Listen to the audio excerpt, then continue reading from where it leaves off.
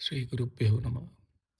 காதலாகிக் கசிந்து கண்ணீர் மல்கி ஓதுவார் தமை நன்னெறிக் குவிப்பதும் வேதம் நான்கினும் மெய்ப்பொருளாவதும் நாதன் நாமம் நமச்சிவாயவே.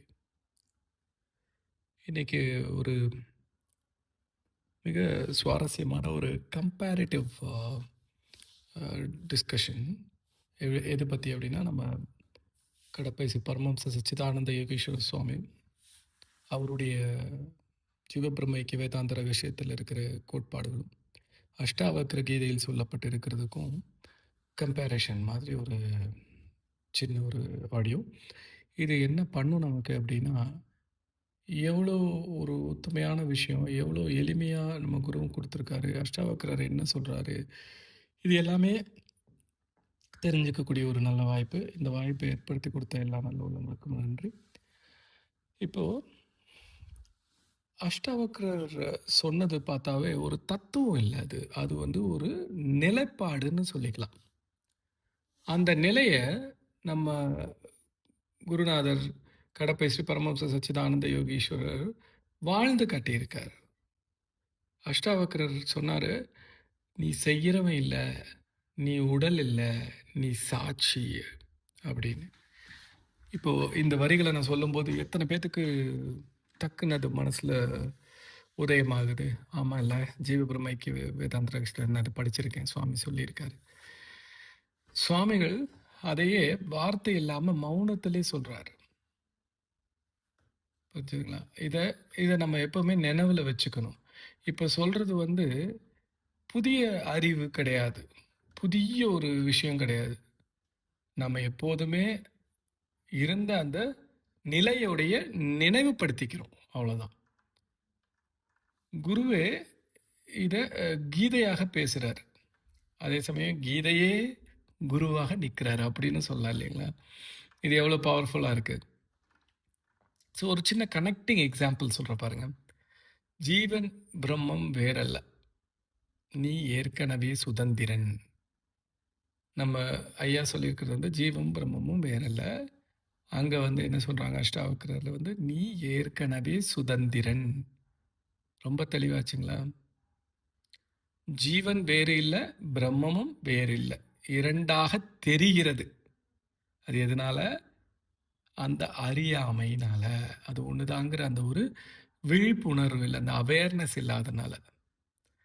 அஷ்டாவக்ரர் பார்த்தீங்கன்னா அதையே இன்னும் நேரடியா சொல்றாங்க. நீ விடுபட வேண்டியவன் இல்லை, நீ ஏற்கனவே விடுபட்டவன். எவ்வளோ ஃபேண்டாஸ்டிக்கா இருக்கு பார்த்தீங்களா? இப்போ மண்ணால செஞ்ச குடம் நான் மண்ணிலிருந்து வேறுன்னு நினைச்சிருச்சுனாவே முடிஞ்சு போச்சு, அந்த இடத்துல ஆஃப். அதுதான் பந்தம். அந்த இடத்தில் தான் பந்தம் தோன்றுகிறது. இந்த மண்ணால் ஆன அந்த குடம் நான் வேற, அந்த மண்ணுக்கும் எனக்கும் சம்மந்தம் இல்லைப்பா, நான் ஒரு குடம், நான் ஒரு சூப்பர் ஹீரோன்னு நினச்சிருச்சுன்னா முடிஞ்சு போச்சு. அந்த இடத்துல தான் பந்தம் ஸ்டார்ட் ஆகுது. அதே நான் வேற எதுவும் இல்லை, அந்த மண்ணு தான் அப்படின்னு அது புரிஞ்சிருச்சுன்னா அதுதான் அங்கே விடுதலை. அங்கே தான் அந்த ஃப்ரீடம், இண்டிபெண்டன்ஸ் வருது, ஃப்ரீனஸ் அந்த இடத்துல தான் வருது. புரியுதுங்களா? இதுக்கு மேலே எவ்வளோ எளிமையாக வந்து சொல்கிறது ரொம்ப கடினம். ஜீவன் பிரம்மத்தை அடையலை, தன்னை மறந்திருந்தான். அப்படின்னா என்ன அர்த்தம்? அந்த ஜீவன் தான் தான் பிரம்மங்கிறதையே மறந்திருந்தான் அப்படின்னு சொல்கிறாங்க. இன்னும் ரெண்டாவது எக்ஸாம்பிள் பார்க்கலாம், இன்னும் ரொம்ப இன்ட்ரெஸ்டிங்காக. சாட்சி ஞானம்ன்றது நம்ம சுவாமி சொல்கிறது, நான் செய்பவன் அல்ல அப்படிங்கிறது அஷ்டாவக்ர கீதையில் வர்றது. ஸோ நம்ம ஜீவபிரம்ம ஐக்கிய வேதாந்த ரகசியம் சொல்கிற முக்கியமான விஷயம் என்ன? நீ செய்கிறவன் இல்லை, நீ சாட்சி. அதே அஷ்டாவக்ரர் ஒரே வரியில சொல்றார், சாட்சியாக நிலை பெறு, அதுவே மோட்சம். டிஃப்ரென்ஸே இல்லை, வேற வேற மாதிரி சொல்றாங்க, அவ்வளோதான். இப்போ எண்ட் ஆஃப் த டே அந்த எசன்ஸ் வந்து ஒன்று தான். இப்போ நாடக மேடையில் ஒரு மூவின்னு வச்சுக்கோங்களேன், அங்கே வந்து ரெண்டு பேர் ஃபைட் பண்ணுறாங்க, ஒருத்தருக்கு இன்னொருத்தருக்கு அடி கொடுக்குது. நம்ம பார்வையாளராக தானே இருக்கோம், ஆடியன்ஸாக அங்கே உட்காந்துருக்கோம். அங்கே நமக்கு வலிக்க போகுதா? இல்லையே. நம்ம அந்த இடத்துல நடிகனே கிடையாது. நம்ம வந்து வெறும் பார்வையாளர் தான். அந்த மாதிரி வாழ்க்கை நாடகம் நடத்திட்டு இருக்கு. செய்தவன் என்ற எண்ணம் போன நாளே சாந்தி ஆரம்பம். The doership, when the doership dissolves, your peace begins there. Very clear, right? ஜீவ பிரம்ம ஐக்கியம் புத்தியில புரிஞ்சிருச்சுன்னா தான் வேதாந்தம்னு அர்த்தம். அதுதான் வேதாந்தம், அர்த்தம் இல்லை, அதுதான் வேதாந்தம். அஷ்டாவக்கரர் சொல்றது வாழ்வில் நிலைத்தால் ஞானம். அதாவது அஷ்டாவக்கரர் சொல்றது நம்ம வாழ்வில் நம்ம புத்தியில் நிலைச்சிருச்சுன்னா அது மட்டும்தான் ஞானமே, வேற எதுவும் கிடையாது. ஆச்சுங்களா? இப்போ ஒரே ஒரு சின்ன எக்ஸாம்பிள் சொல்லி முடிக்கிறேன். சுவாமி ஒரு தடவை சொன்ன மாதிரி, கிணத்துல தண்ணி எடுக்க அந்த கயிறை வச்சு மேலே இழுக்கணுன்ற அவசியம் இல்லை. நீர் வந்து ஏற்கனவே அங்கே தான் இருக்கு. அந்த நம்ம எடுக்கிற அந்த வாளி, அந்த பக்கெட் இருக்கு இல்லையா, அது கீழே இறங்கி போனா போதும்.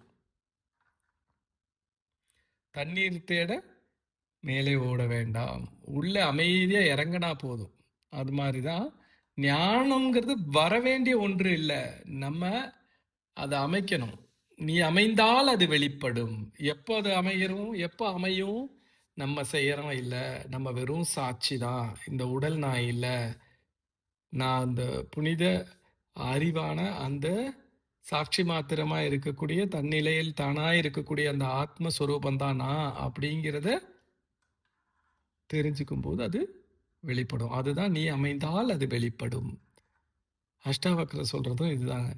நீ சுதந்திரத்தை அடையல, அமைதியா நீ நிற்கும் போது, மனோ நிகிரகமா நீ நிற்கும் போது அது தெரியுது உனக்கு. ஆச்சுங்களா?